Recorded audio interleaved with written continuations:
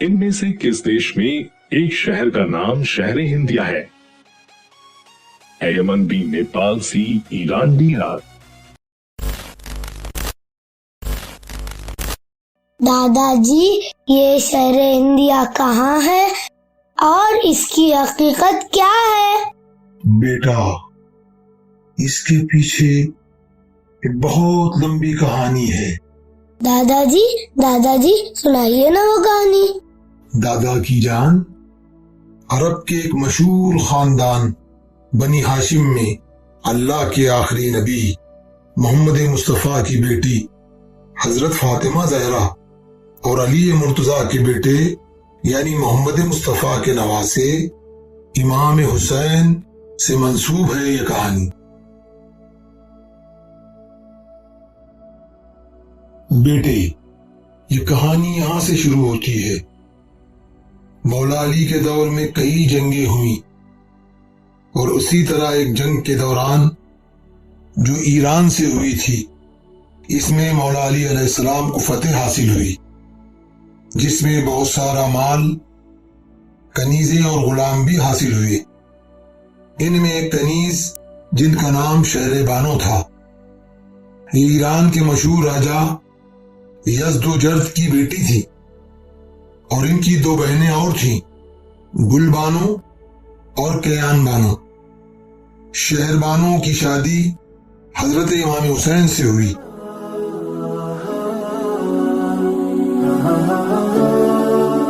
और कयान बानो का अब उस वक्त के हिंदुस्तान के राजा चंद्रगुप्त से हुई। इस लिहाज से इमाम हुसैन का कुछ ताल्लुक हिंदुस्तान से भी रहा है। बेटा, इमाम हुसैन हक की तबलीग करते थे, मगर हर दौर में हक के दुश्मन हुआ करते हैं। उस दौर में भी हक और सच्चाई का एक दुश्मन था जिसका नाम यजीद इब्ने मुआविया था। ये बहुत जालिम, बदकिरदार और दुश्मन इस्लाम था।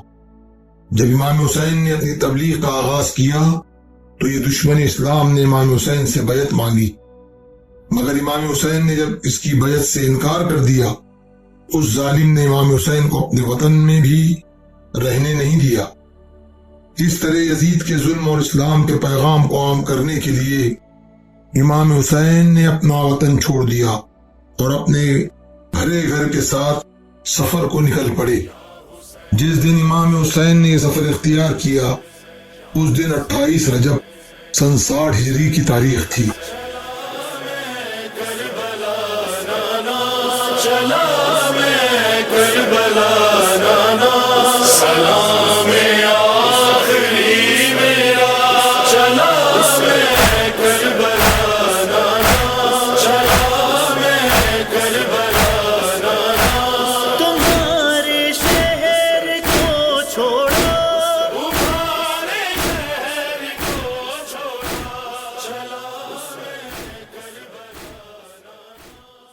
यूं इमाम हुसैन सफर करते रहे और जब इमाम ने देखा कि यजीद की अफवाज ज्यादा है और हमारे साथ छोटे छोटे बच्चे भी हैं, तो इमाम ने अपने तमाम दोस्तों और चाहने वालों को खतूत लिखे, जिनमें हबीब इब्ने मुजाहिर जो इमाम हुसैन के बचपन के साथी थे, और दूसरा खत हिंदुस्तान के राजा चंद्रगुप्त के नाम तहरीर किया।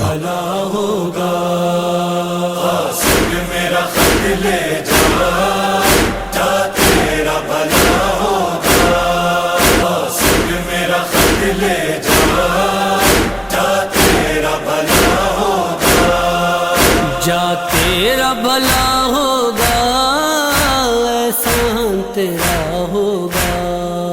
जा तेरा भला होगा, एहसान तेरा होगा। जो उस वक्त हिंदुस्तान की रियासत उज्जैन के राजा थे।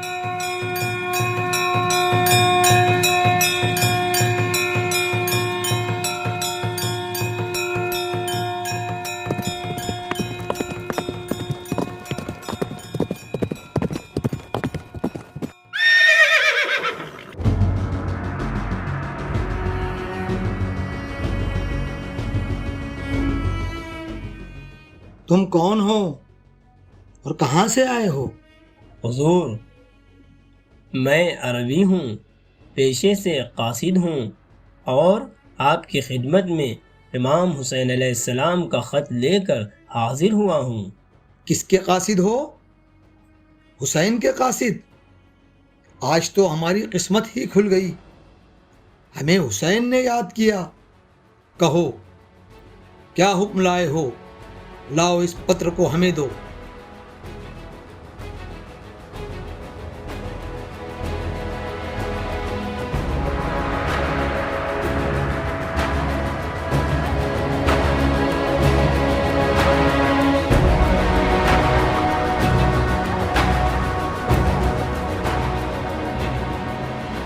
جلد سے جلد دربار سجایا جائے اور سب کو جمع کیا جائے، ایک مہتوپورن چرچا کرنی ہے۔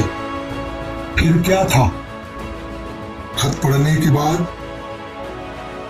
بادشاہ چندرگپت اس قدر بے چین ہو گئے کہ انہوں نے فوراً اعلان کیا، ہماری سینا کے سبھاپتی، ہمارے راجیہ کے سپاہیوں اور دربار میں آمنترت کیے گئے ناگرکوں، آج ہم نے اس وقت آپ سبھی کو دربار میں آنے کا جو کشف دیا ہے، اس کے پیچھے ایک بہت بڑا مقصد ہے۔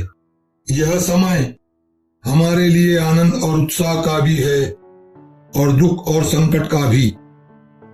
آنند اس بات کا کہ اس سمے پرتھوی کے سب سے سچے اور بھلے ویکتی نے ہمیں آمنترت کیا ہے، اور سنکٹ اس بات کا کہ جس محمد نے مسلمانوں کو اتنا اچھا اور پوتر دھرم ارپن کیا، اسی کے ناتی کے خلاف آج عرب کے ایک مستق پھرے ویکتی جس کا نام یزید ہے، وہ ان کے پرسپر آ کھڑا ہو گیا ہے، اور وہ حسین جو ہمارے کٹمب اور پریوار سے بہت قریب ہیں، ان سے جنگ کرنے کا ارادہ رکھتا ہے اور انہیں اپنے وطن کو چھوڑنے پر مجبور بھی کیا ہے۔ آج یہ سنکٹ اور پرستتی ہے کہ حسین ایک جنگل میں اپنے پریوار کے ساتھ، جس میں چھوٹے چھوٹے بچے بھی ہیں، ہماری سہایتا اور مدد چاہتے ہیں۔ اور لوگ، ہم اس بات کو بھی آپ لوگوں کے سامنے رکھتے ہیں جو اس پتر میں الیکھنیہ ہے۔ حسین نے اپنے شترو کے پرسپر یہ بھی پرستاؤ رکھا ہے کہ اگر آپ مجھے یہاں پسند نہیں کرتے تو ہٹ جاؤ میرے راستے سے اور کھول دو میری سیماؤں کو، میں ہندوستان چلا جاتا ہوں۔ اور یہ بھی کہا کہ میں ایسی جگہ چلا جاؤں جہاں اپنے دھرم کے لوگ تو نہیں رہتے، انسان رہتے ہیں۔ حسین نے اس سمے بھارت ورش کو یاد کیا۔ یہ ہم سب کے لیے بڑے گرو کی بات ہے، اور پارمپرک ہمارے دیش ہندوستان کا بھی یہی اتہاس رہا ہے کہ ہم لوگوں نے ہمیشہ ستیہ کا ساتھ دیا ہے اور ہنسا کے ورودھ رہے ہیں۔ اور پھر یہ تو ہمارے قریبی اور پریوار کی بات ہے، اس لیے ہم نے یہ فیصلہ کر لیا ہے کہ اس پوتر کاریہ کے لیے ہم اپنی طرف سے سینا بھیج رہے ہیں۔ اب اس کاریہ میں جس کو بھاگ لینا ہے وہ اوشیہ اپنا نام دے سکتا ہے۔ ہم نے یہ بھی طے کیا ہے کہ اس شبھ اور پوتر کاریہ کے لیے اپنے سب سے بہادر سپاہی راہب دت کو اس سینا کا سبھاپتی بنا کر کل ہی اس کاریہ کو انجام دے۔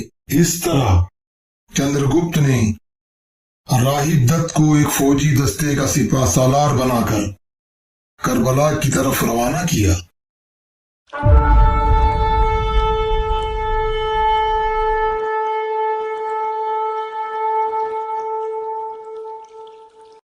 جاؤ سپاہیوں جاؤ، بھگوان آپ کی رکشا کرے۔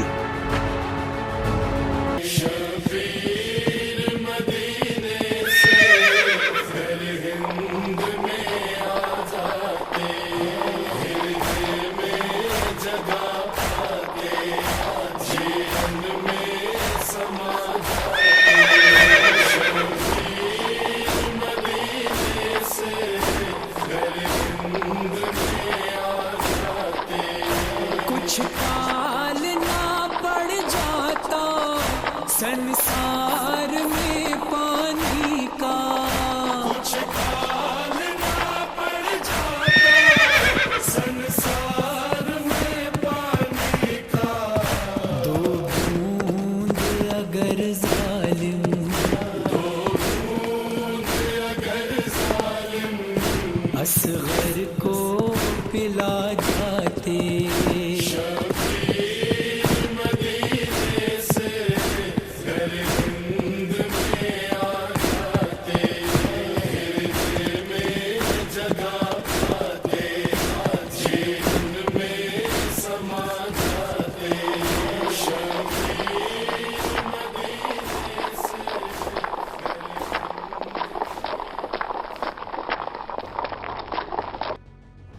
जी बाबा, आप कौन हैं और कहाँ से आ रहे हैं? जी मैं एक बद्दू अरब हूँ और इराक से आ रहा हूँ, मगर इस सहरा में आप तो अजनबी लगते हैं। आप कहाँ का इरादा रखते हैं और कहाँ जा रहे हैं? हम हिंदुस्तानी हैं और हिंदुस्तान में उज्जैन से हमारा ताल्लुक है और इराक का इरादा रखते हैं। सुना है वहाँ के हालात अच्छे नहीं हैं और इमाम हुसैन को किसी यजीद नामी हाकिम ने किसी इराक के शहर करबला में घेर लिया है। हम उनकी मदद का इरादा रखते हैं, मगर जब आप इराक से आ रहे हो तो आपको इराक के शहरों के बारे में भी पता होगा। हाँ, ज़रूर पता है, सारे हालात मैं जानता हूँ। कल ही मैं करबला के करीब से गुजरा हूँ। हाय अफसोस, हाय अफसोस, हाय अफसोस भाई, सब खत्म हो गया, उजड़ गया हमारे नबी का घर, सब बर्बाद हो गया, सब खत्म हो गया। आप कहना क्या चाहते हो? हम आपकी बातें समझ नहीं पा रहे हैं। अरे आपने समझा नहीं? जिस हुसैन की मदद के लिए आप निकले हैं, वो हुसैन 2 रोज पहले ही करबला के मैदान में शहीद कर दिया गया। घबराएगी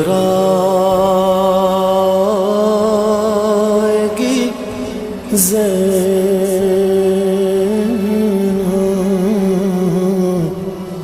घबराएगी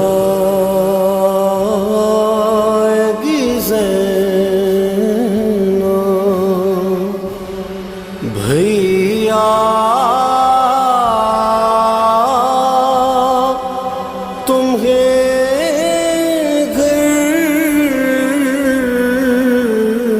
जाके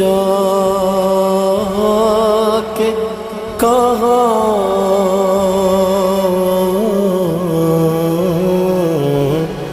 पाएगी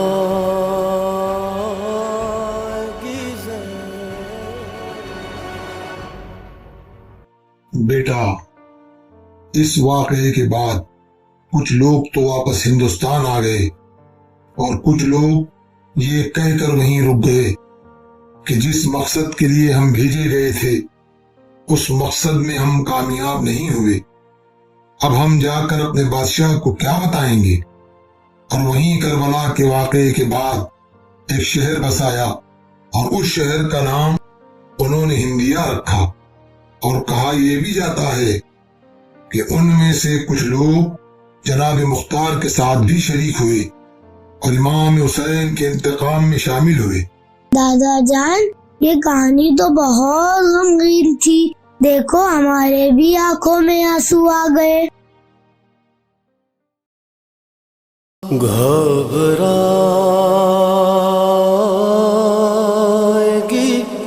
ज़ैनब,